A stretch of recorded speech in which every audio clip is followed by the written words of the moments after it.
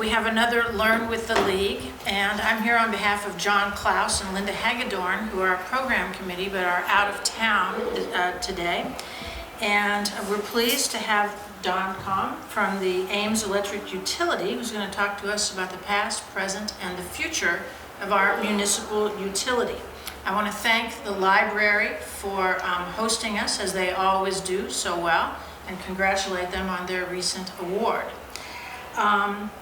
Be sure, League members, to read your voter, which came out yesterday, which has lots of important information for the League. And with no further ado, I'll hand you over to Don. All right. Thank you very much. Slowly. Okay. So good evening. As she said, so my name is Donald Kahn. I'm the Director of Electric Services. I've been here a little over 20 years in that role. What I'm going to go through is kind of where we're at today and then what we're looking at for the future and how to serve Ames. Before I get started, a couple of interesting factoids that maybe some of you know, but maybe not all of you. Our utility's been in existence for well over 120 years. So that puts it back in the 1889, 1887 era. And when it was voted on to start an electric utility owned by the city, women voted. So women got to vote back in the 1880s, 1890s. And I think there was something to the neighborhood of about 75 votes, and it was 53 to form it. And I'm not sure why people voted not to form it after that. So kind of interesting that we're that old and it's been going on for that much. All right, let me get started here. And feel free to ask questions as we go. I have no problem stopping and kind of talking about it. So what I want to cover tonight is basically I'm going to talk a little bit about the utility. Another factoid is there's actually 4 electric utilities in the city of Ames, believe it or not. How that occurs or how that happens is Ames Electric was formed when the city was a lot smaller. And the way they do electric utilities is in the 60s you designed who had what service territory. So service territories were set up. It's kind of weird. It'd be like saying, okay, Mary Greeley can only serve people that live in Ames or something like that. But it was done because in the 60s you had a plethora of utilities saying, if I can build my wire to that house, I get to serve it. So you were seeing people racing to build competing lines down streets, and it looked awful. So at the time of the IA, it wasn't the IA Utilities Board, but the predecessor, I think it was the Commerce Commission, basically said, all utilities get in here and we're gonna draw lines and designate who gets to serve what. So Ames Municipal was chosen to serve Ames. Since then, the city has grown, but by state statute, we're not allowed to grow with the city. So there's actually us, serves 95% of the city. There's Midland up in the northwest corner, Consumers over on the east side, and then Alliant has some down in the south. So there's actually 4 utilities. How many people, just out of curiosity, how many people are Ames Electric customers? All right, anybody not? Good, all right. So I won't say anything disparaging about our other utilities, but we'll talk a little bit about that. I want to talk a little bit about the planning steps that we've been going through the last couple of years, and then look at different technologies that we've studied and the process that we went through that, and then how it fits with the city, and then utility plans for at least the next 10 years, probably the next 20, okay? So, like I said before, I was actually created in 1896. That's why I should have read my slide before I said 1886. We are a municipal utility. There are 3 types of utilities within the state, within the country. Municipal owned, so it's owned by the customers it serves. Co-ops, basically they're kind of a sister to us, owned by the customers they serve, but they were typically set up as rural. So they were the ones that brought electricity to the farms and stuff like that. As cities have grown, they've grown into the country, and that's why you have Midland and others serving customers then. Today, we basically have 4 major units that serve our city today, and I got to talk a little bit about that. So there's in essence two requirements, okay?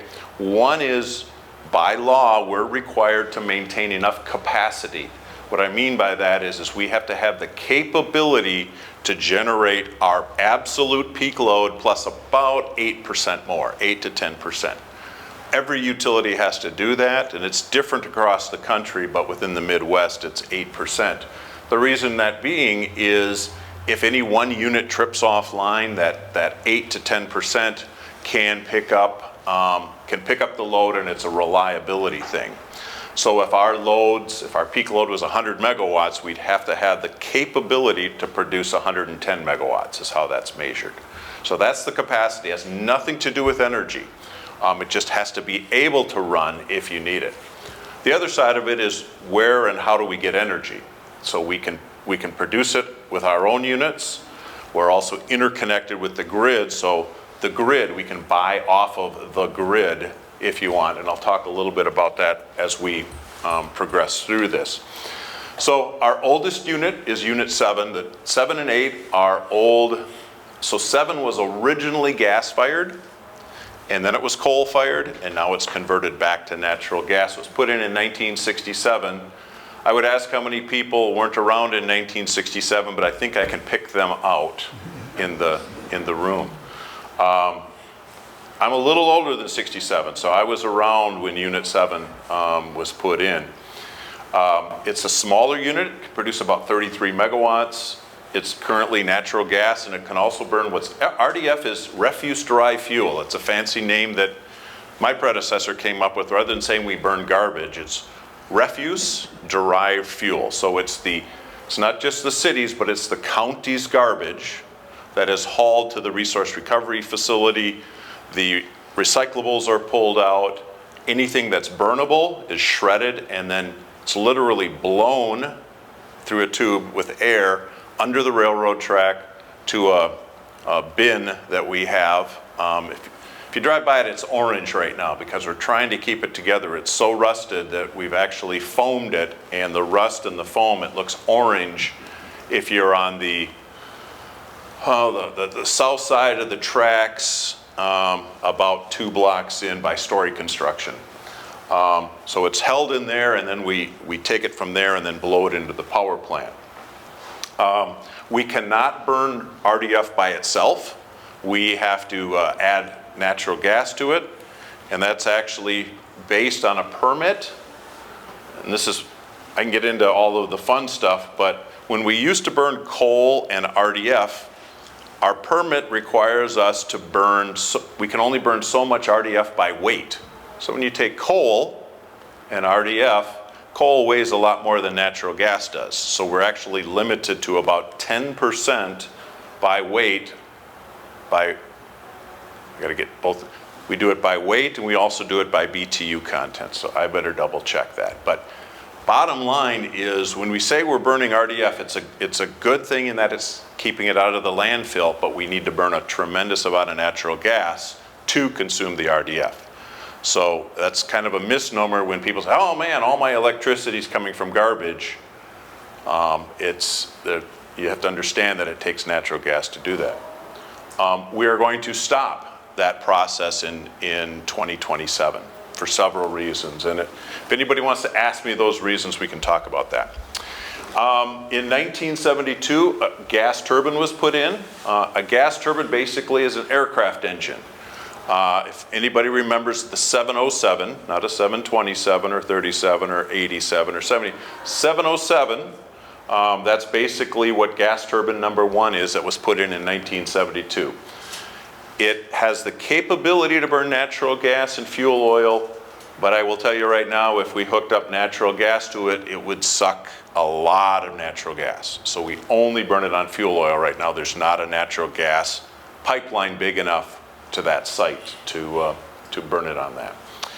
In 1982, and that's when we started burning RDF, or closely thereafter, that's when Unit 8 was built, and it was built and designed to burn coal and RDF. That was converted in 2016 from coal to natural gas. which was a step in the right direction. It reduced our greenhouse gases by about 40%. So, John, yes. where do you get your fuel oil from? Where do we get our fuel oil? So, us together with Cyride, we go out and we put out a yearly bid. And so right now, I believe we get it from a place called Magellan. And it's called Rack Price Plus. So us and Cyride have, and even Public Works have the ability to, when we need fuel, order a truck, and we actually have a tank out there by the peaking units, GT1 and GT2, or gas turbine 1, gas turbine 2, are located over on Edison. So if you know where 3M is, it's kind of across the street, just off of Edison. And the fuel oil itself that Magellan has, where does it come from? Good question. I don't know exactly where it does come from. Yeah, I don't know. I can find out though, but okay. And then, let's see, so that was in 1982. In 2005 then, we installed gas turbine number 2. I came in 2006. 2005, we got a sweetheart deal on gas turbine number 2. It was slotted to go to the desert for Desert Shield and Desert Storm. So as you can only imagine, it was not winterized, or it was winterized for the desert. So when that thing was first put in, there was a year or two when the pipes froze in the wintertime. We have long since fixed that, but it's actually a General Electric unit. Fairly efficient, but again, it only burns fuel oil. We only run that.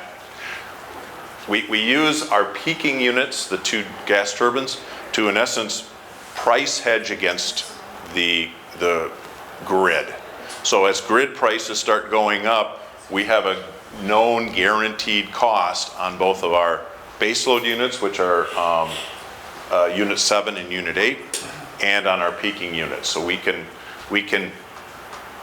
protect ourselves from extremely costly energy. Yes, sir. Are both gas turbines the same place? Yes.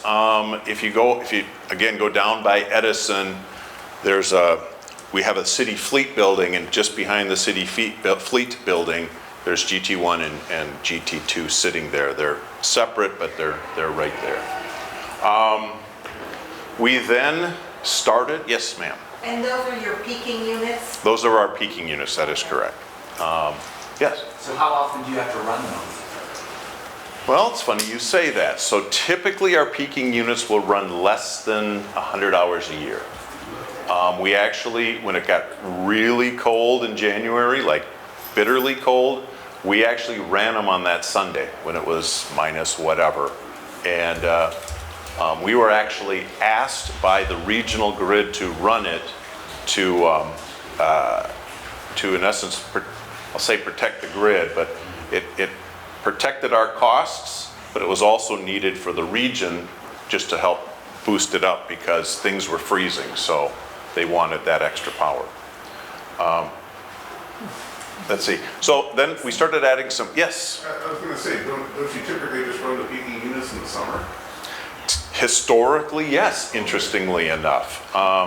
Ever since whichever storm that was, Uri, and they had issues down south in Texas where plants were being shut down, you would be surprised how interconnected everything is. So when utilities have problems 100, 1,000 miles away from here, it does affect the rest of the grid. Not that we had to brownouts or anything like that, but you have to sit there and support. We work when people are out of power, we work very collectively well together. Us, Alliant, Mid-American, the co-ops and things like that. We started adding green renewable resources to our, yes? How much more money does it cost to run the peaking units than to buy the electricity off the grid? Okay, very good question. So, energy price or the price out of a unit is based on the heat rate, so the capability to convert BTUs into electricity, times whatever then the cost of the fuel is, okay? Typically our peaking units, let's see, I want to make sure, Is it better for me to use kilowatts? In other words, you know what's on your bill, you use kilowatts, or is it better for me to use megawatts? At my level, we're buying and selling megawatts. On your electric bill, you're buying kilowatts. So we're still in the metric. So, Let's go with megawatts. all right, so. When I think of power generation, I think of megawatts. All right, so our peaking units, when you're burning fuel oil, roughly at the $3.50 a gallon, it's about $250 a megawatt, okay? Our base load units, when you're on natural gas, and natural gas is running right now, well, spot gas is, let's say, $3 to $4 per decatherm. You can produce energy. I think on Monday when we ran, we were producing energy in the $40 to $50 range. So 1/5 of the cost of that. Does that help? So our baseload units can run at $40 to $50. Our peaking units run around $250. Our wind right now is costing us about $90, believe it or not. So, and we can talk a little bit about that. Those numbers, they don't factor in the, how should we say, the service contract and a jet engine in the middle of Iowa. I mean, that must cost a fortune, but to have a service contract and a jet engine? Actually, it's not too bad. Oh, really? Yeah. So, we do most of the service ourselves. So we have this. But not the churn. We'll get in there and do routine maintenance, but typically on our baseload units, we like to take them down about every 10,000 hours of operation. So our baseload units run quite a bit, so we schedule a major overhaul about every 5 years. And that usually costs, a major is about $2 million, a minor is about $500,000. On the gas turbines, because we're only running them like 100 hours, we sit there and we're testing them yearly. The last time we had somebody in on GT1, it was after it I don't want to say exploded, but it got bigger.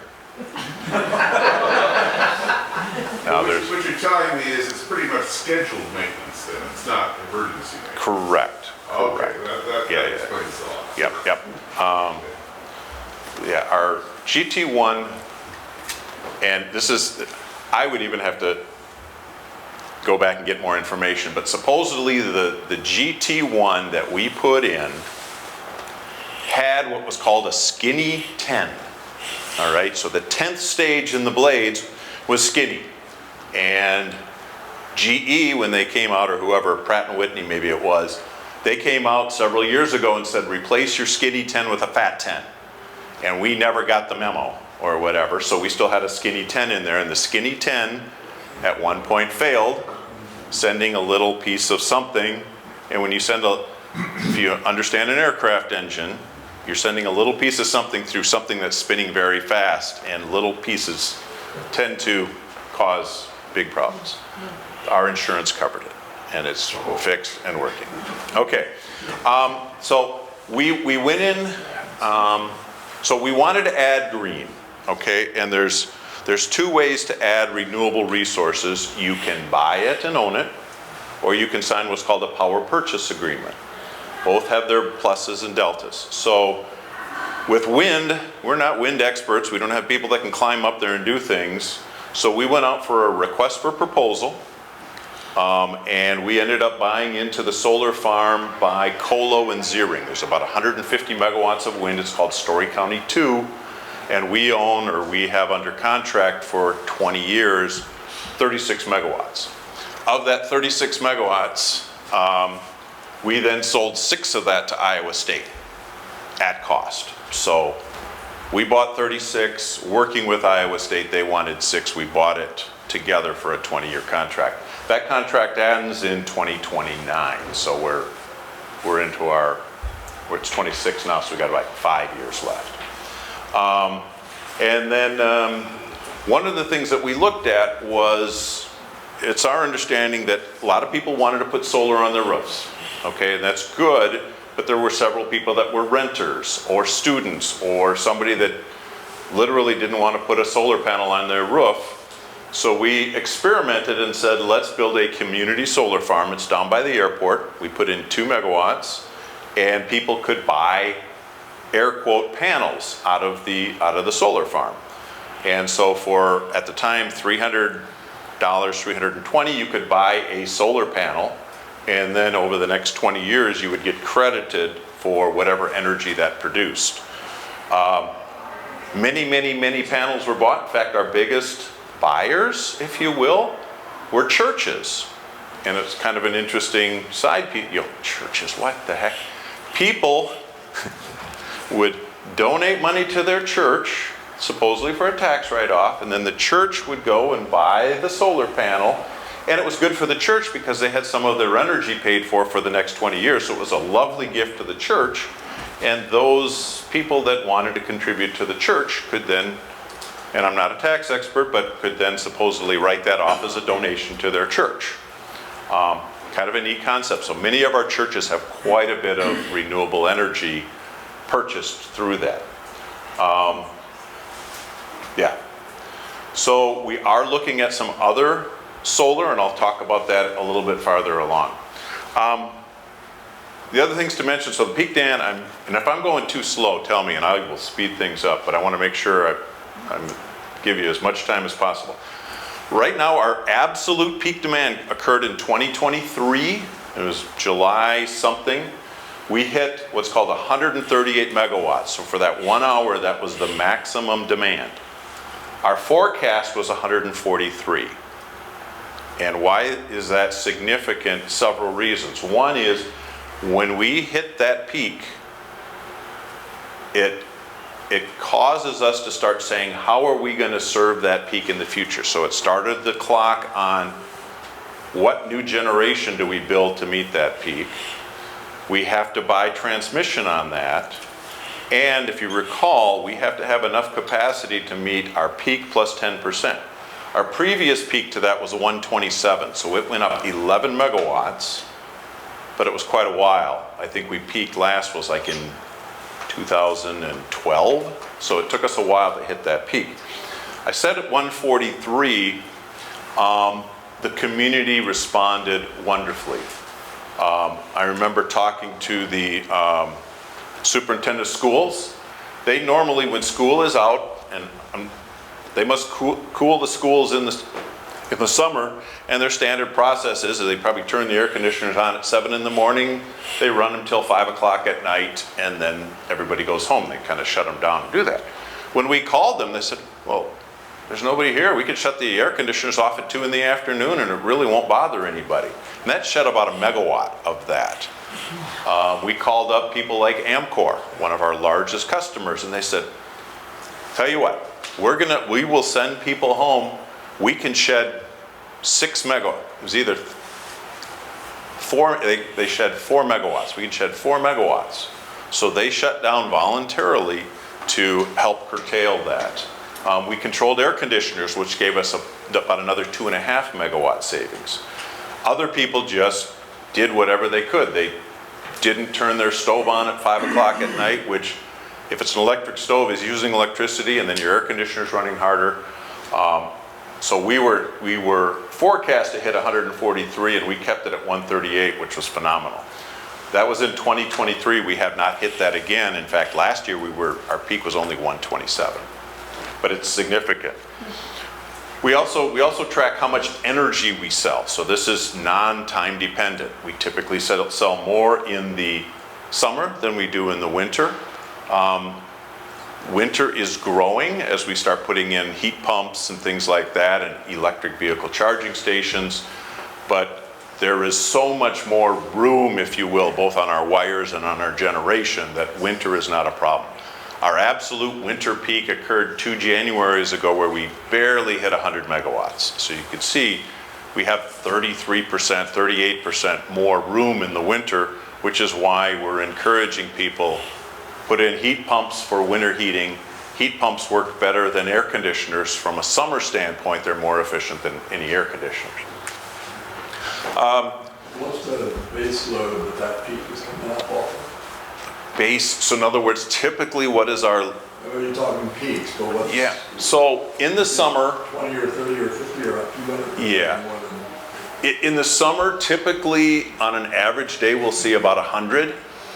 So, wish we had a whiteboard in here, but it's phenomenal if you even on that peak day, we're probably early morning, we're probably 70, 80, 90, and then it kind of goes up as the heating comes in, as people get off work, as people turn on their air conditioners to recool the house or start cooking or wash clothes, wash dishes. It's phenomenal. Our most critical window is from about 3 in the afternoon till about 6 or 7. Which sort of matches the time of use price. Yes, if you're a time of use customer, that's exactly why those were set that way. We can talk a little bit about that. I don't have a slide on that.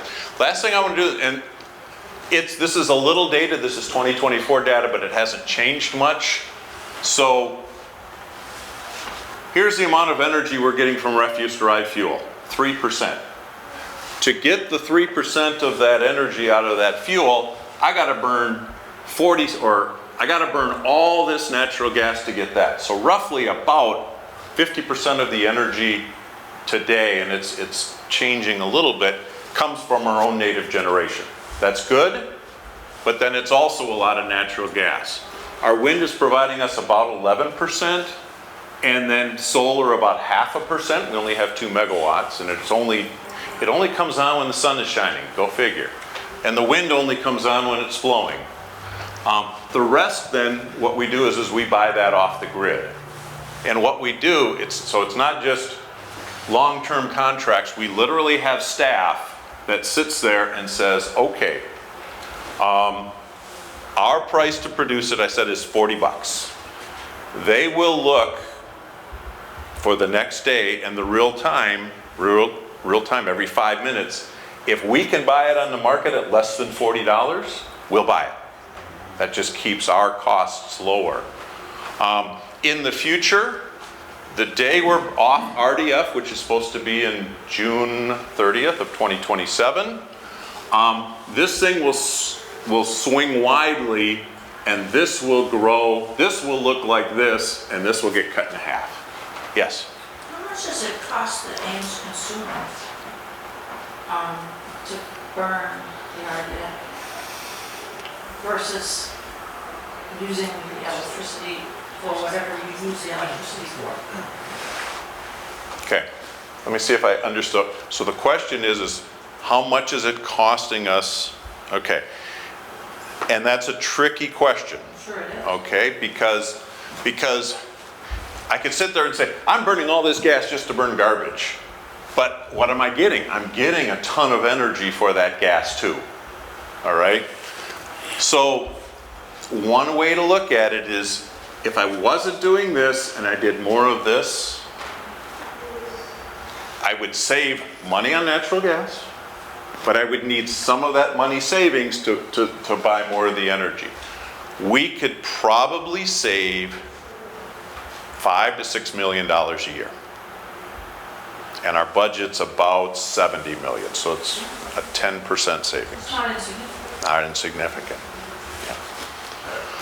Are those prices going up though, as all of these data centers come online and need more and more electricity? Is that driving up those costs to buy on the open market? Yes, but many, and there are some data centers being built here. Where it's really causing issues, Texas, Virginia, that's where all the growth is. Mid-American has some data centers coming in on their system. They have spare capacity, and we are fortunate that we have a lot of wind here. So today, just looking at today, we were buying energy in the early morning and the late evenings for under a penny a kilowatt. And during the day, it was about 3 cents. Now, it was 60 degrees out. Nobody's got air conditioning running. Nobody's got heat running. But when it's windy, we've actually had hours where they paid us to take it. if we could call you all and say, wash your clothes right now, do your dishes, we could actually lower our costs. Now that's usually at 1, 2, 3 in the morning, but if you could set the timer to kick in, it's phenomenal. Which is a reason, and I'll digress for just a second, which is a reason why there is some interest in batteries. If we could capture, if you're going to give me a penny to take the energy, and I have a battery, fill that sucker up and then turn it on in the afternoon. However, batteries are not that cheap yet, and there are some other complicating factors with that too. Okay, that's, God, you know, that's like my first slide. So, real quick, and let me know if I'm going too fast or too slow, but today our peak demand that we're working on is 138, 630,000 megawatt hours or 630 gigawatt hours, so if you want to get into that. We're working, so we sat down and says, all right, where do we think we're going to be 10 years from now? And we believe we're going to be at a peak demand of 160 with an energy consumption of about 70. So that's about a 10% growth there, and 38, so 22 megawatts, a little more than 10%. And this is an interesting number. Because the city has grown, most of the growth within the cities is not in our electric service territory. That's good, and that's bad. Because if you don't have load growth, it's not that we're shrinking, but as our costs get larger, we have, and our energy or demand is fixed, we have that same amount that we're spreading more costs over. So you want some healthy growth. So up to 160 is a reasonable number. You get a data center, and we'll never serve a 200 megawatt data center, but there are 10 megawatt data centers. You get one of those showing up, and we'd be closer to 160 sooner. Yes? Okay, so I don't understand, I'm from California. As small as this area is, how in the hell we can have 4 different electric utilities? So I'm from California, we have 42 million people, and we have 2. SMUD and, yeah, okay. Well, basically, Yeah. everybody else is selling to PGers in Southern California. But how does that work? How can that possibly be efficient? So you have to have 4 directors, aren't you replicating all that? Yes. I mean, I know this is the place of 99 counties for 300 people, I get it. Yeah. It does seem a bit extreme. Wish we had a map of the city. So I'll use this. I'll make the cameraman follow. So if this is what Ames looked like when we were created in 1896, okay, we're serving all of that, all right? And then the co-ops were out here serving their farms and stuff like that. Alliant was wherever, or it wasn't Alliant. Iowa Public Service, Iowa Power and Light. Power and light. Thank you. Iowa Power and Light was serving their customers, right? And in the 60s, like I said, somebody drew boundaries and said, okay, Ames, you can serve right here. Well, Ames starts expanding. So because these lines were drawn in a black indelible ink, we don't have the capability. So it's interesting, in Iowa, we do not have the capability to pick up customers outside of our service territory unless both utilities agree, the customer agrees, and there is a reason to do that. So let's say this utility didn't have any lines over here. Their lines kind of stopped. There could be can I use the term gentleman's agreement? There could be a gentleman's agreement that says, hey, it's going to cost us a lot to build infrastructure. Why don't you serve that customer? And so that could happen. Has that happened? So I came from, not here. In Minnesota, there are actually rules that are set up that a city can expand with its boundaries, but then they have to pay the losing utility 10 years worth of lost revenue. Okay? Now, without getting into some of my frustration, Animal Disease Lab, okay?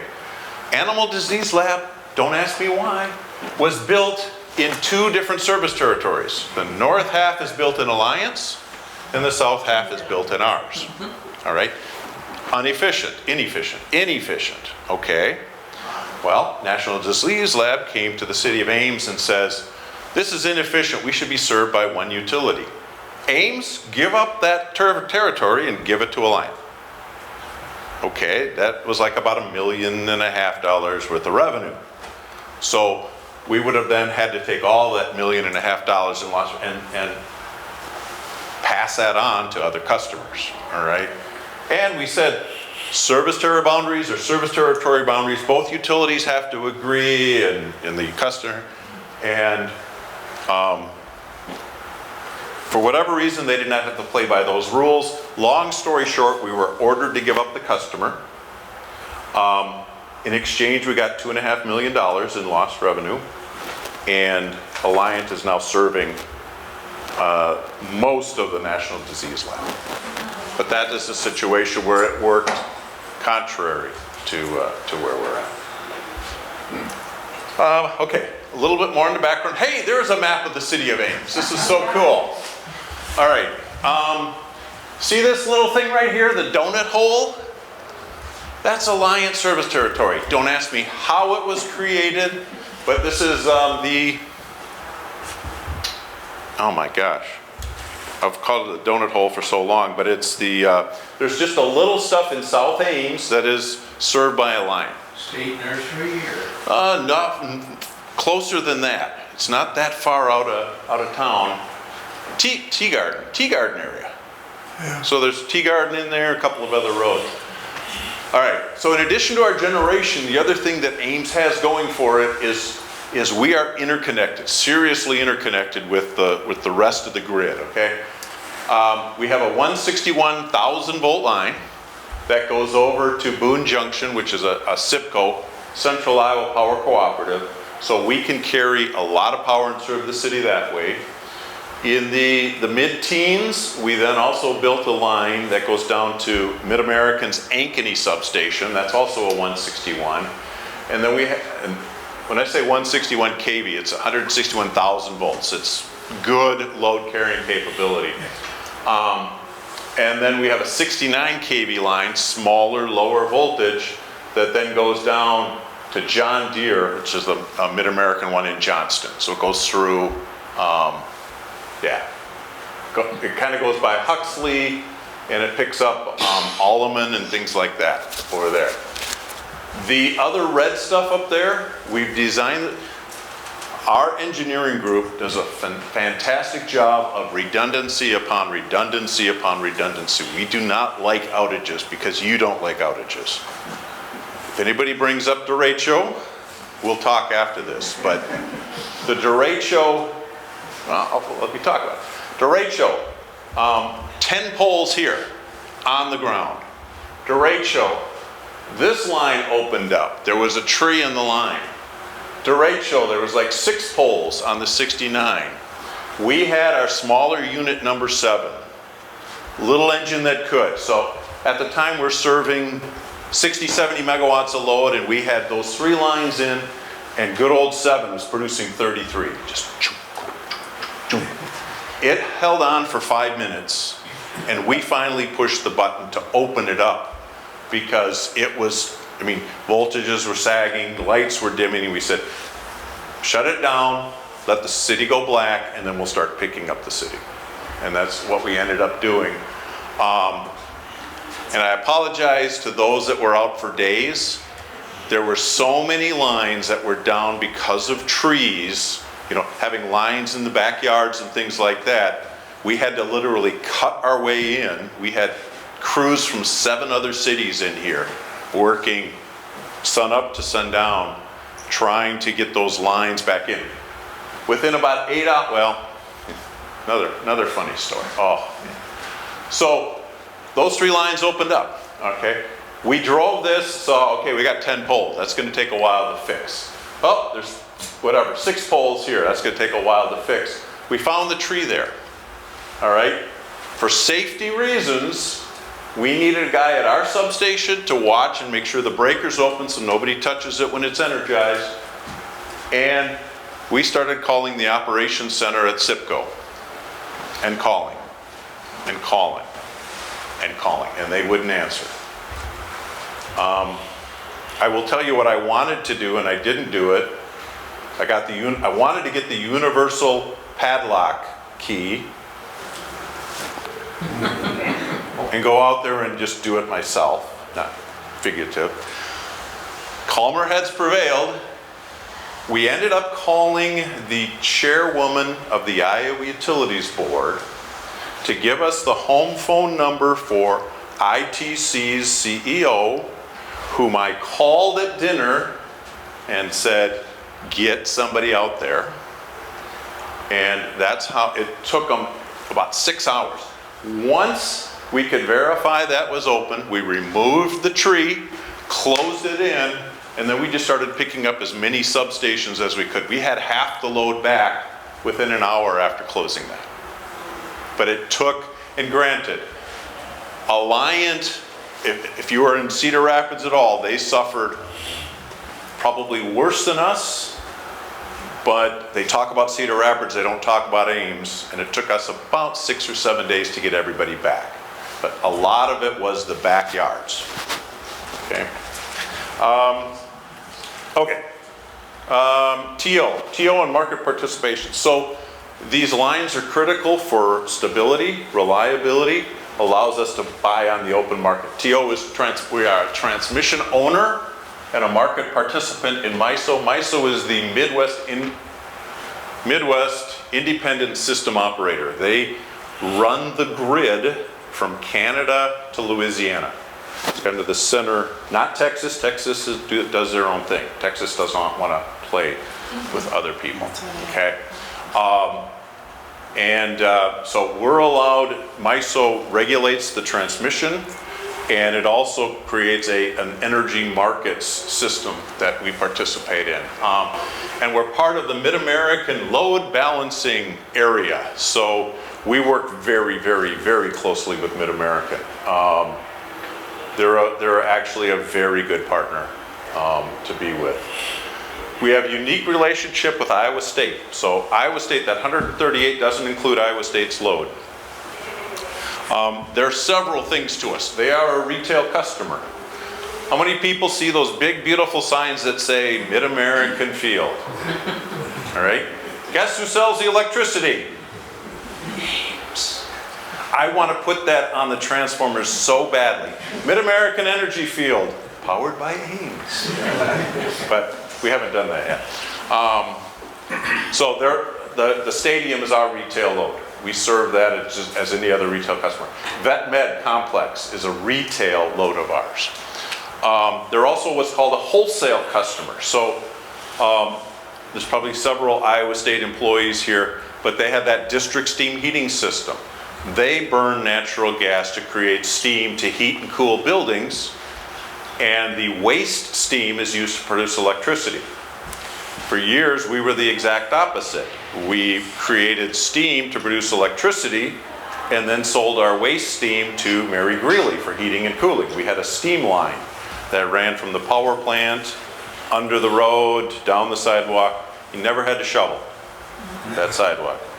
In the summer, if you stepped on the manhole covers, you would burn your feet. It was that bad. We stopped that many years ago because it just wasn't cost effective and efficient anymore.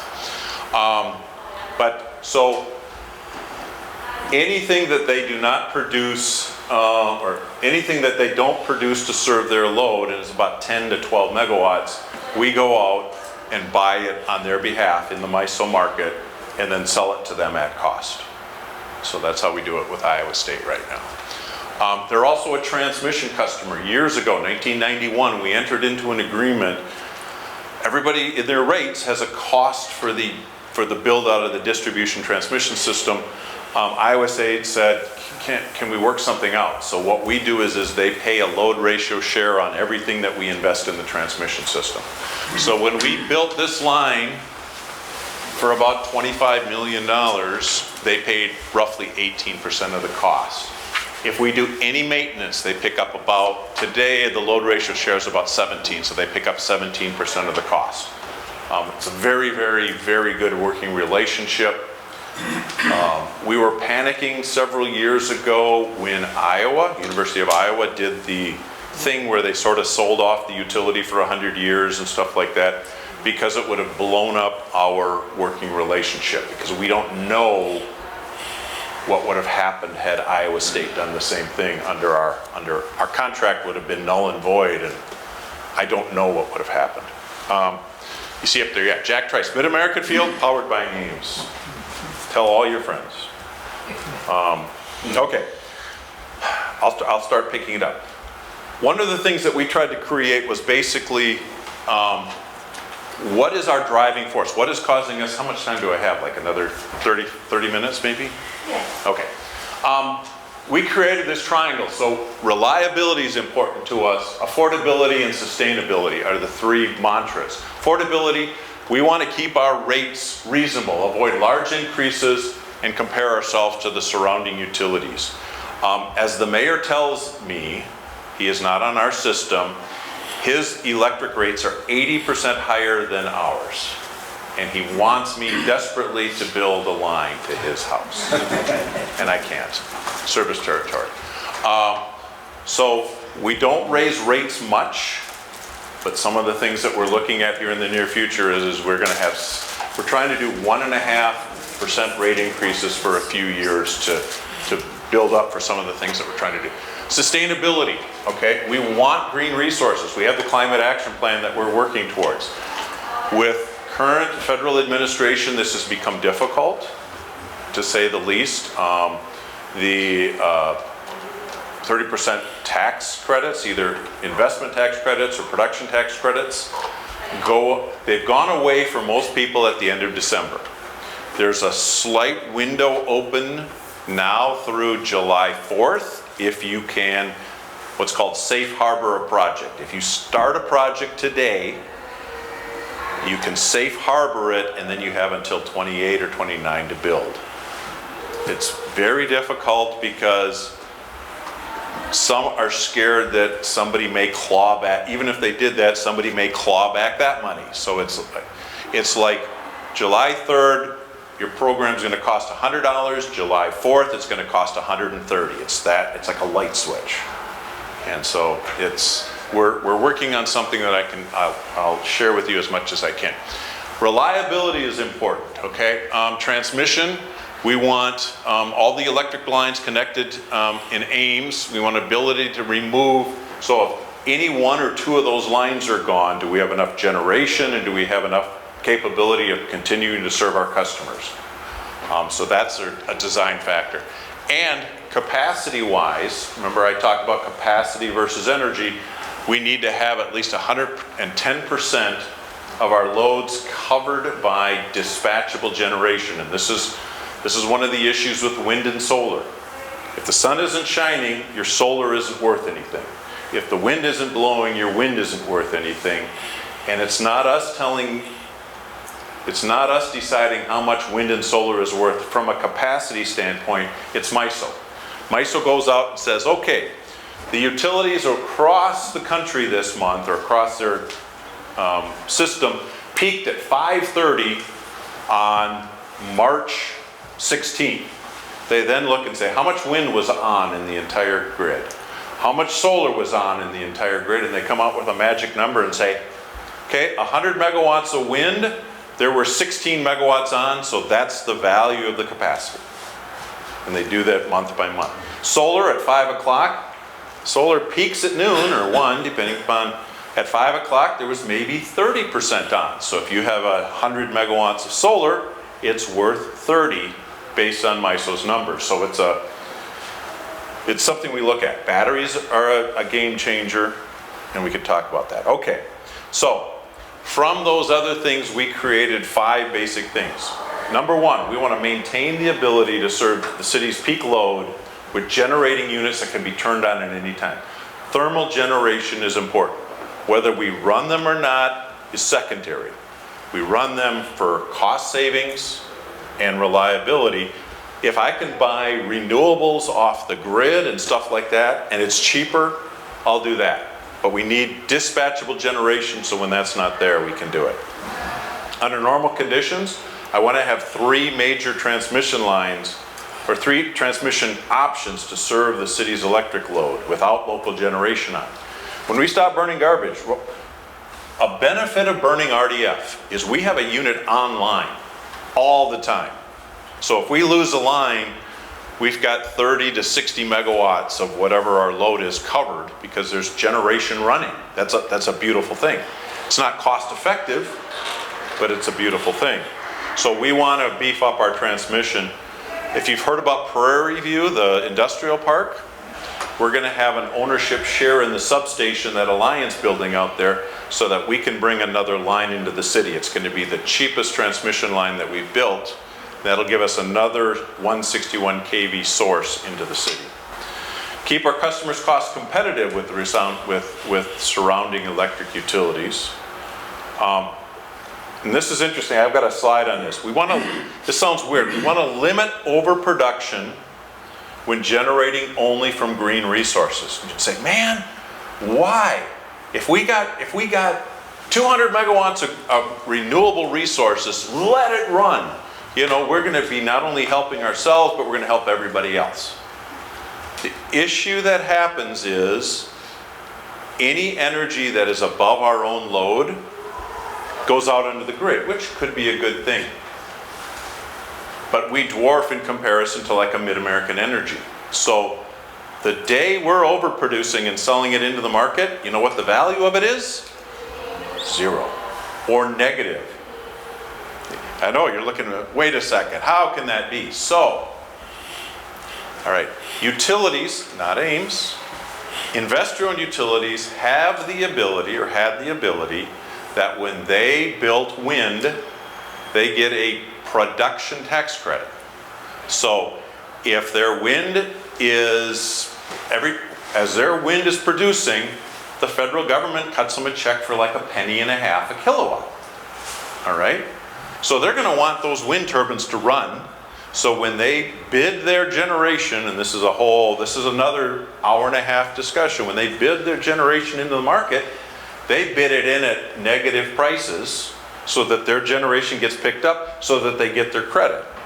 So if I were Mid-American, I could bid it in at negative $0.01, get paid $0.015 and make money by running it and producing electricity. It's pretty wild. Ames does not have the ability. Our generation is under a PPA. Our contract is at 6 cents. So I'm willing to bid it in at everything but up down to 0. So I'm willing to run it to get renewables, but if I have to start bidding it in at negative $0.01, I'm paying somebody, talked about that before, I'm paying somebody so that I can continue to push energy into the grid. It doesn't compute in my head, okay? All right, and we want to serve as much of the city's electric load with green energy without compromising the other guidelines.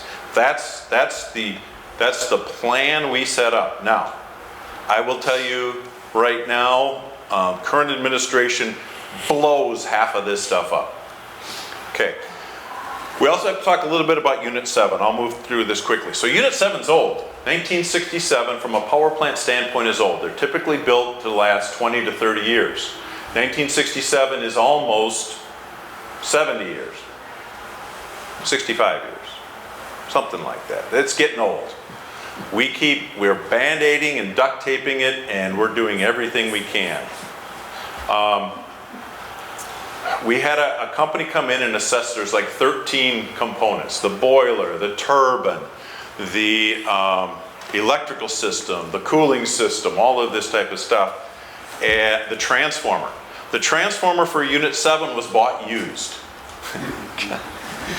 So 1967 power plant, has a 1957 vintage transformer. And by gosh, it's just say a prayer. 1957 transformer. And it's not like if that transformer fails, it's not like, yeah, let's go out and fix it. It's like 6 months if you could fix it, or longer if you're going to try to buy new. And we've had some scares, but our guys do real well. We're testing oil for anything that kind of changes, like it starts gassing is one of the things we look at, stuff like that. So, long story short, after RDF is done being burned in 27, the boiler will need significant repairs. There is some talk about shutting it down, or what minimum steps can we make to extend the capacity value. The energy value is not going to be worth much, but the capacity value could be worth a lot. Unit 8 is old, it's 43 years old, but most of the equipment's in good repair. It'll need continued maintenance. The less RDF we burn in that boiler, the longer the tubes will continue to hold up. So we are limiting the amount of RDF that we burn in there. In fact, 7 is our primary RDF unit. We actually ran Unit 8. We were called on to run Unit 8 on Monday. Interestingly enough, it operated beautifully. We brought it up at about 5 in the morning. It ran till noon. And we are, yes sir. Well, why does burning RDF destroy the boiler tubes? Thank you for that question.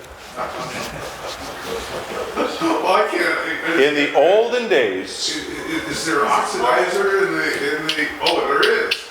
The RDF is oxidizer. The garbage. okay, in olden days, back before 2000, garbage was what? Paper. Heavily paper. Paper burns wonderfully. Cardboard burns wonderfully. There wasn't something called plastics. All right. Now, we were actually well off, air quotes again, when we used coal, and as plastic started coming in what? The early 2000s, 2005, 2010, and it's just grown. The vast majority of our fuel is plastics. Polyvinyl chloride. Okay? Burning it with coal, in its own way, coal was a savior for us. Coal ash would cling to the pipes, protecting the pipes. So as the chlorides would attack the pipes, the ash and I'm thinking of it, it's yellow and it's Sulfur. sulfur. Bingo, ding, ding, ding. Okay, would absorb it and neutralize it. This is great. And we'd knock that down. We'd collect all of that stuff, and it made an excellent cement mixture. Okay? Trying to be more efficient, or trying to be better stewards, get rid of coal. There are bad things about coal. Convert to natural gas. Natural gas, no ash. Natural gas, a heck of a lot more moisture. So now we've got chloride gas, if you will, and we've got metal tubes. They were being eaten from the outside. We could eat through a boiler tube in less than a year. Yes? I mean, this is a 1970 unit or something. There's much more modern RDF burners in Europe. Yes. Yep. So we made a policy choice not to replace. So what we did was we first tried, we said, okay, how do we protect these tubes? We tried ceramics. Coat the tubes in ceramics. That worked really well until you washed your tubes that first time. Okay, because we have to periodically go in and wash the tubes, get the ash off and make them more, or get whatever off, make them more efficient. What came out was there is a thing called Inconel. It's a heavy nickel based, and I'm not, any chemical engineers in here, or metallurgical people? All right. Putting the Inconel coating on there protected the tubes. All right. So in 8, we Inconel'd the bottom 50 feet of the boiler. And if you've ever been in 8, 50 feet just kind of covers that base load section. In 7, we started replacing tubes top to bottom, okay? And we had that done in the factory. Where it was done in the factory, it was done with like laser, so you can actually see where the metal's kind of bonded. So it's not just burned or melted to it, it literally bonded. Wonderful. But then you got to put these tubes in, so where places where the tubes are, if it wasn't done, I'll say perfectly, if there's any gaps in there, that chlorine, I think it's getting noisy. It's Sheila making all that noise out there. You can't hear me. Anyway. Any pinholes, that chlorine is, what the chlorine is doing is it's starving for oxygen, all right? If it can't get the oxygen in the boiler, it's literally pulling the oxygen out of the metal tubes. And if you ever invite me back, remind me to bring you some tubes. I can bring you a real tube, which is about the size and thickness of my fingers. And when it's being eaten through, I will say it's maybe this piece right here is about the thickness of a quarter. And it's eating from the outside, not from the inside. It's phenomenal. I digress again, I apologize. Okay, so our current plan right now is burn RDF in Unit 7 as much as possible, which is what we're doing. 7 will have to be retired sometime. I've been asked by my boss, well, can't we just life extend 7 another 20 years? No, we would be spending way too much money. It does not make sense to do it. We're going to need to build new thermal generation to replace 7 and have some for growth, and then operate unit less often to preserve its capacity, and then start looking at a life cycle replacement for Unit 8. Okay? So, we sat down with an engineering firm in May of 2024 and retained HDR Engineering, a national company, and said, let's look at solar, let's look at wind, look at basically what we call reciprocating engines, which nice word is RICE, so people don't know what you're talking about. Simple cycle, which are CTs, and then combined cycles. Combined cycle is a simple cycle with it's called a HRSG, that would capture the waste heat out of a simple cycle, use that to make it more efficient. Expensive, it's more efficient, and it takes a while to heat up. And then look at different size units. So Unit 7 currently is about a 33 megawatt unit. We want something for growth. Unit 8 is a 65 megawatt unit. So ultimately we would need about 120 megawatts. We're not even thinking about Unit 8 right now because of our more immediate need. The smallest combined cycle you can build is 150 megawatts, so we would definitely need a partner. And we would have all of our eggs in one basket, so we didn't even look at that. So, solar is what you think it is. Solar panels takes land, but even solar panels have greatly improved in the capability, and with single axis tilt, you can get more in the morning and at night than you can. The ones that we have at the airport are fixed. So they're set at about 22 degrees and they're facing south, and so as the sun comes over, these things will do much, much, much better. We looked at wind, and then we also had them look at battery storage, okay? Issues facing these options: loss of the production tax credit, investment tax credit on July 4th, 2026. Literally, whatever the price is on July 3rd goes up 30% on July 4th. It's the way that the federal government set it up. Power purchase agreement versus ownership. If you own it, there are benefits to that. You get the production tax credits, you bond for it, and you can get cheaper energy. I've had several meetings with Bob Haug on this because we're looking at a solar project. Problem is you got to bond for it, and there are costs that you got to bond for. PPA, the developer's taking on the risk, so they want a little sweeter price. Capacity value is decreasing. MISO is saying, and I was at a meeting with Mid-American, solar is causing the evening peak to be pushed later and later in the evening, so solar has less value as more and more solar is added. It sounds counterintuitive, but that's out there. Land issues, you know, there are several counties that have banned wind, and the Farm Service Bureau does not like solar. We're taking productive croplands out of production. We looked at, so one of the things the city looked at is we've got quite a bit of land down there where the wastewater treatment plant is. They spread effluent and stuff like that on there, and man, if we could put some panels on there. Part of the problem is it floods. Most of it's floodplain. And in talking with my counterpart in water, if they gave up some of their land, they don't want to get squeezed when they need to be applying this stuff, and we've got our panels in the way. So they're correctly, jealously protecting their own interests, which I totally agree with. The next site, and this is one thing that we're at least looking at, is how about around the airport? All right, a lot of strides have been done on creating panels that don't bother pilots. So we are actually kicking around an idea, can we put some megawatts in at the airport? Problem is let's say you build 20 megawatts of solar, the infrastructure to get it out of there could be expensive. So it's like we could build it, but then how do you tie it back into the system? So there are issues there.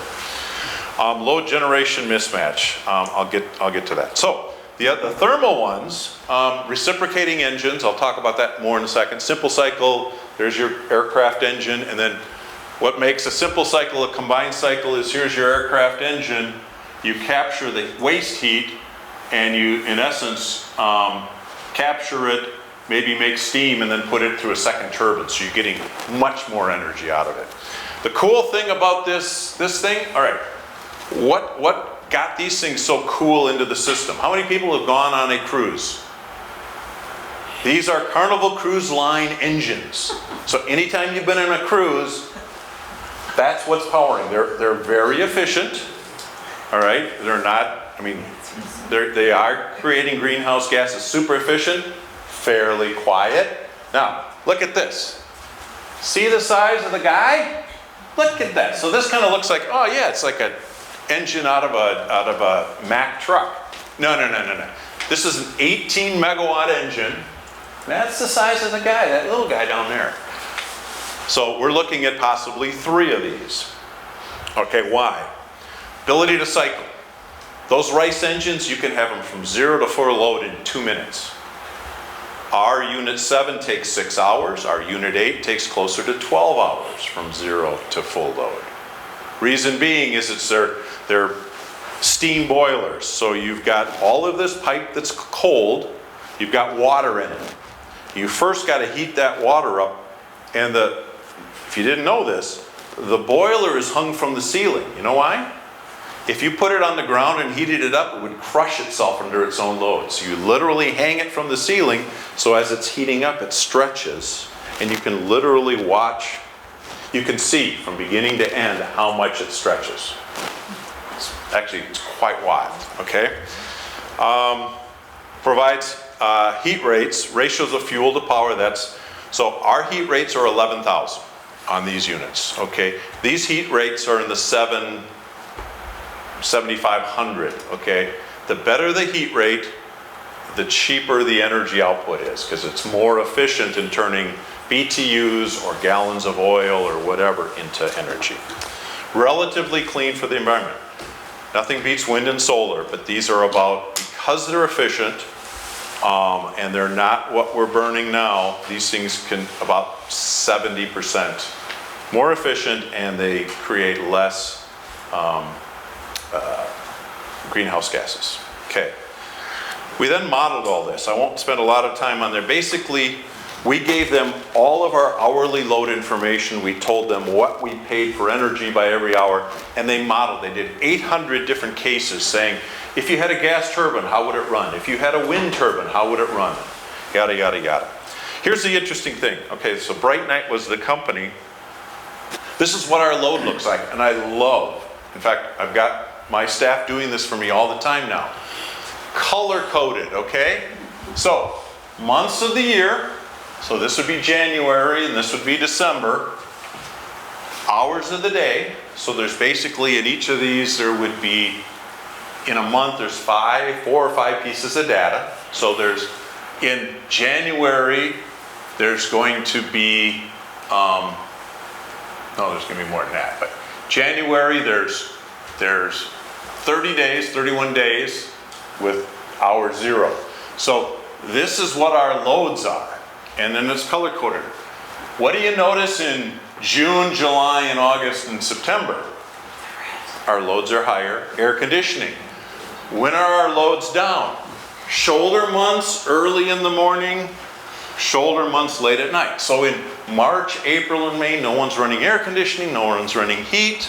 That's when we need the least amount of energy. Okay? So it's kind of cool. So this is kind of what we plan for. All right. Okay, so let's compare this to some generations. So here's that same graph. See the red? This is what wind operates. And that's the wind that we have up at Kolu and Ziering. When is it producing its most amount of energy? This compared to this. This compared to this. The wind is actually almost opposite what we need. I'm not saying it's bad, but it's opposite what we need. All right? Energy is cheap here. Well, we're getting a lot of wind. Energy is expensive here. We're not getting as much wind as we would like. Then you compare it to solar. Solar actually looks like a better deal, all things included, because we're getting the solar typically during the highest of days. Even if you looked at, a swath through here, you don't get much solar here. In fact, you shouldn't get any solar if it's 2 in the morning. But it's an interesting, and this is actual data here in Ames. So then we took all this information, and this is where it gets a little crazy too. All right, this blue represents our hour-by-hour load in the city of Ames. And we're trying to figure out how much wind and solar could we absorb, absent batteries, before we start pushing too much energy into the grid. Because when you push it into the grid, everybody else is doing the same thing because their loads are similar. You're not going to get paid for anything. So we modeled 63 megawatts of wind and 26 megawatts of solar, and that's what this represents. And you say, well, that doesn't look like a lot of energy. There's a lot of white space in here, and you're absolutely right. This would meet about 50% of our load, but as you can see, there are still times when we're injecting some of our renewables into the grid. We want to try to avoid that, or else we're paying for energy that we're just giving away for free, if you will. Okay. Another question that came up, where in the world would we put these engines? Okay. There is a strong belief that Lincoln Way corridor is going to be a corridor, and beautiful businesses and things are going to want to build there. And that may be the case. Huh? It may be the case, okay? So it took us a lot of convincing. This is the old coal yard. I don't know of anybody wanting to build a hotel there. You've got story construction here. I think you got some storage facilities there. Here's where resource recovery is. So it took us a while, but we convinced, council wanted us to look at other sites. So we did that, all right? Hey, can we get it outside of town? With all of those, it drove the cost up and we got less benefits, because here we got a major substation. This is kind of the central hub where we can get power out. So building here, long story short, council agreed that that is the place to build it. And so that's what we're working on. We have access to transmission. There happens to be a wonderful, so there's a major gas line that we put in that runs like this, goes over to that green space by old Munn Lumberyard, comes over here, and then it runs down basically this parking lot, and then it turns and ties into this plant. To bring fuel or natural gas to here, we just tap in that line and we're good to go. Big line, big line. We built that line together with Iowa State. I believe Barilla has a section of that, and so does maybe Verbio even. So, okay. Conclusion. All right. Oh, man. Beautiful. Okay. So, existing steam units, Unit 7 will need major maintenance after RDF, retire in less than 5 years. The goal now is maybe try to extend it to 30, 31, 32, because if we can get a little capacity out of it, that will help lower costs. Unit 8 is aging and we got a plan on it. Thermal generation, combined cycle, just way too big. It's 150 megawatts. It would cost us 200, 300 plus million dollars to build that. Didn't make any sense. And it takes more than 5 years to build. Everything has gone slow. Reciprocating engines, when we started this, we should be able to get them up and running in 2 years. We're now planning today, we've ordered our reciprocating engines. We're hoping to have everything built by beginning of 2030.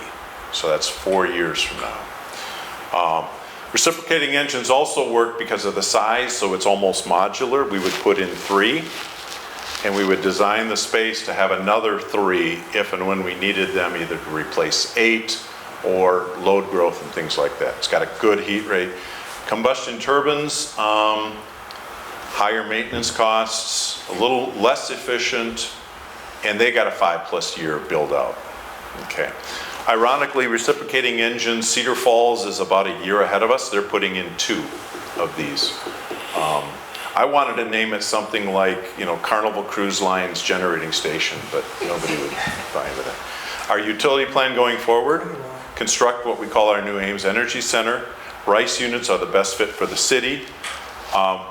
Putting them at the coal yard seems to make the most sense as long as we can keep them quiet and that it doesn't affect the neighbors. We're doing sound studies right now to see what is the sound level there. You got a railroad, so we should be quieter than a railroad. Railroad's not loud. Yeah, so we should be quieter than that. Look at first building 60 megawatts or 3 units to replace 7 and have some growth, and then look at another 3 units when 8 needs to be replaced. Build or contract 63 megawatts of wind and 26 megawatts of solar to gain greater than 50% renewable by whenever. And if you want to, we could talk about that for the remainder of the time. I will tell you right now that wind prices have almost doubled in the last 2 years. Solar right now is up 70%. Why?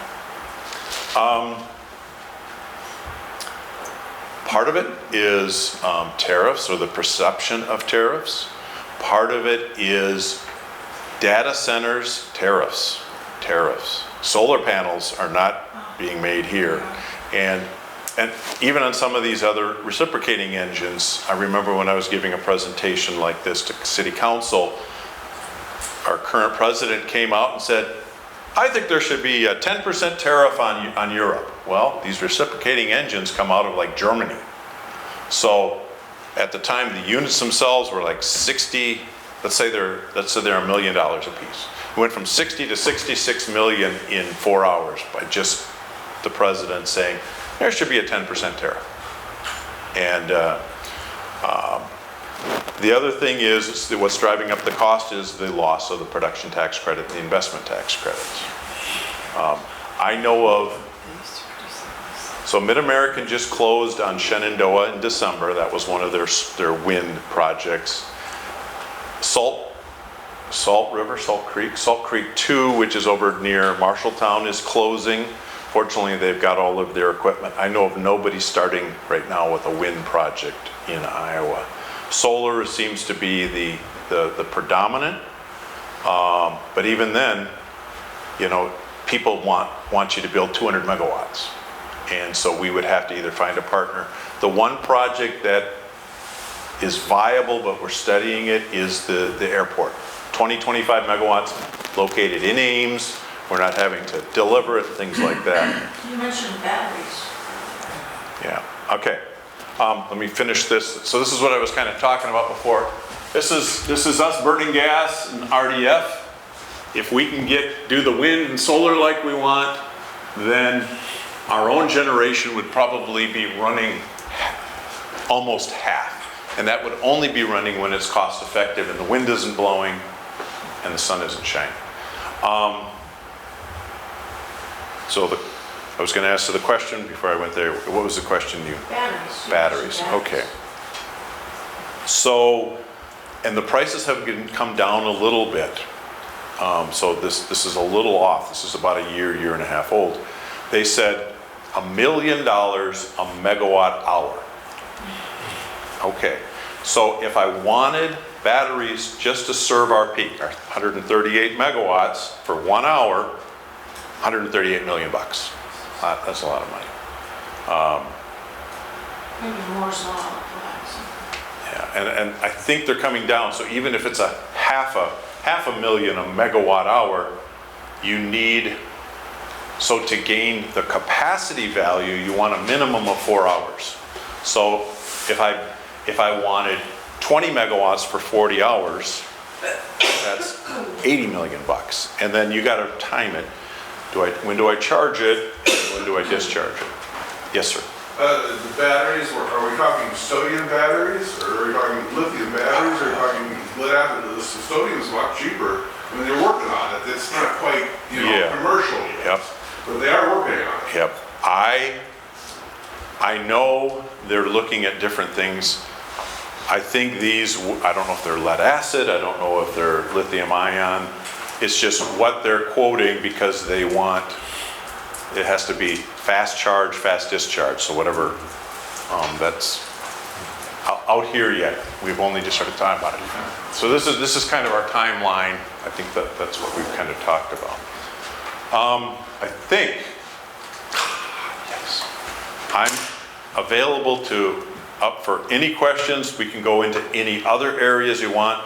Don't ask me about RDF. All I can tell you is they're planning on doing curbside recycling by July 1.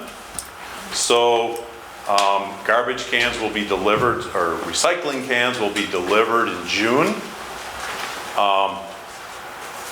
You cannot opt out. You could choose not to do it, but you'll be charged for it anyways. I want to say the cost is about $7.75.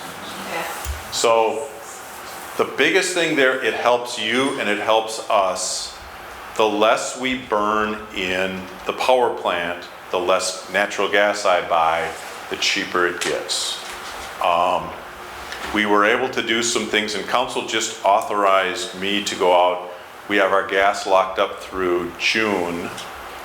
We did some creative things for the first half of this year. We had a budget of $7 million. We were able to save about $1.5 million because we paid a little bit more for June, July, a little bit more for January, February, March, and then locked up April, May, and June cheap, and so that created a savings. We're trying to do the same thing for. Can you put your timeline back up, that last slide?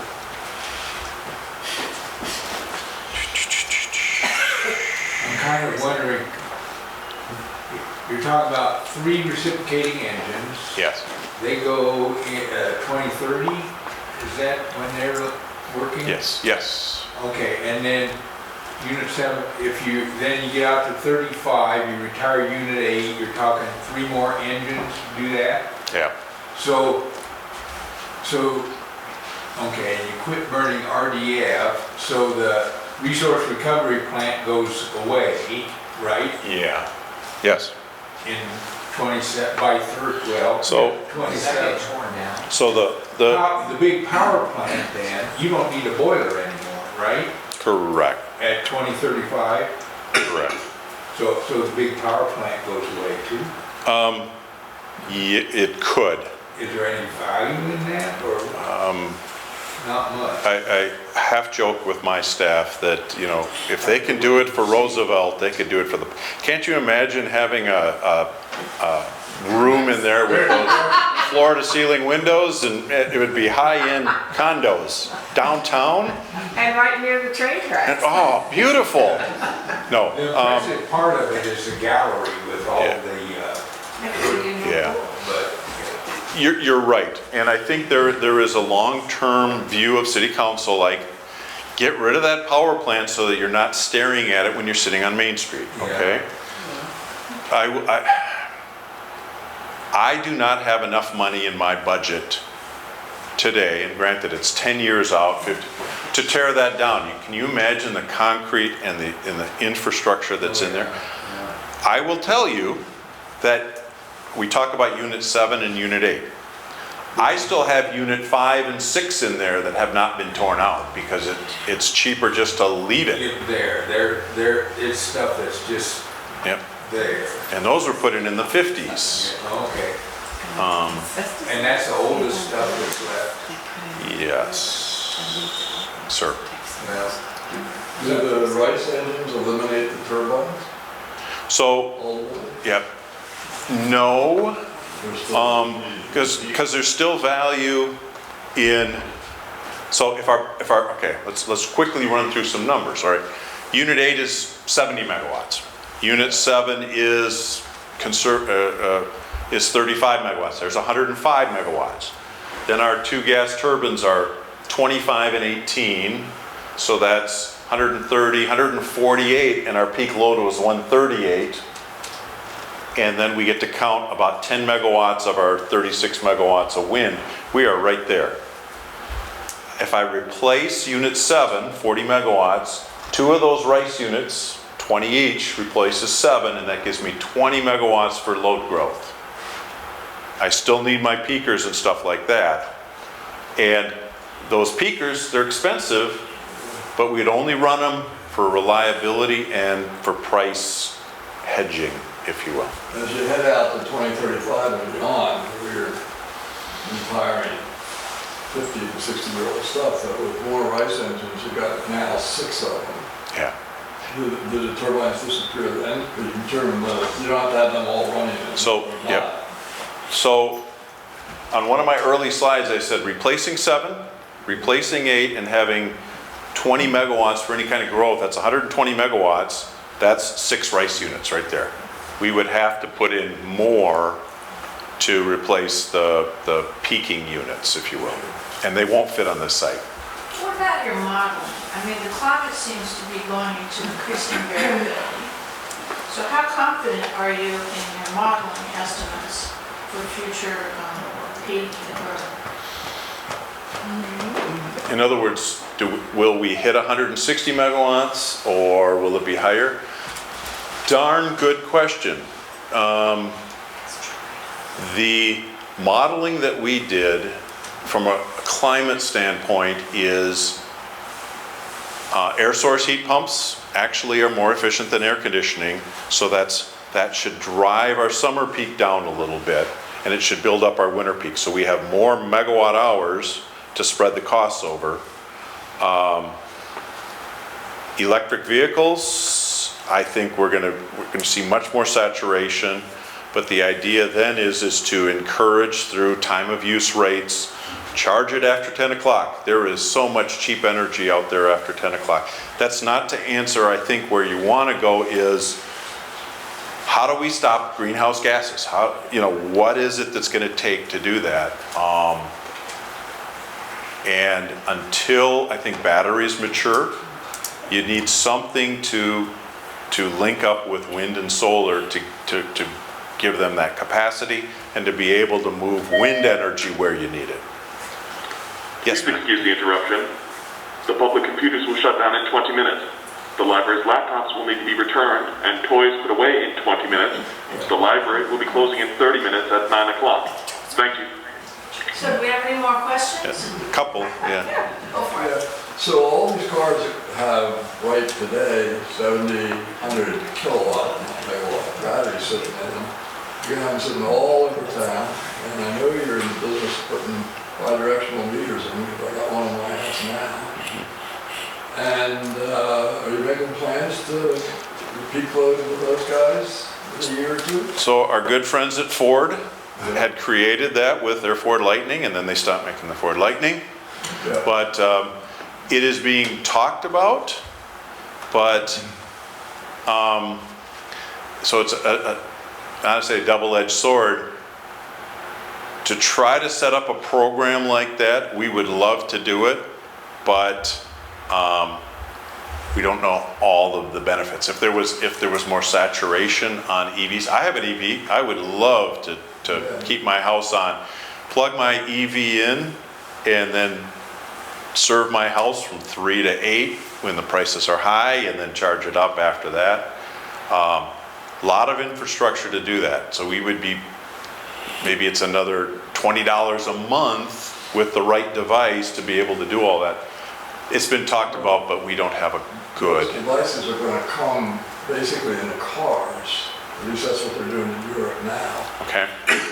Hyundai's been test running them for years over in Europe, and they're coming to the States. New Hyundai electric cars now have a 3 kilowatt plug-in it where you can plug your toaster into it. Good toaster. But they're coming out, they're gonna come bigger, faster. I would love that. Would eliminate those gas turbines. Yeah. Even if you just ran on that 4 hours where your normal charge is 27 cents per kilowatt, Yep. this coming summer. I would love it, and but 3 kilowatts to replace 18 megawatts, I would need every car in the city, Well. or pretty close, but But even if you replace 2/3 of them. yeah, yep. And we still support EVs. We're gonna put a level 3 charger in at the Fast and Fresh on Lincoln Way and Grand. That'll be going in the next couple. So level 3 is, you can just pull in there and charge in 30 minutes or less. And our price is still cheap. How many people drive a Tesla? Our price is still cheaper down on Highway 30 than Tesla. Tesla's like 38 cents. I know, I plugged mine in. And then I go across the street and it's 17.9 cents. But nobody plugs in, no, I shouldn't say nobody. But people want the Tesla. Yes, ma'am. When you're putting in your rice units, they are natural gas. Natural gas or fuel oil. So when natural gas goes through the roof, January, that cold spell, normally you could buy natural gas at $3. They were selling it for $67 a decatherm. I would immediately switch that over to diesel fuel and bank the money. Anyway, yes, ma'am.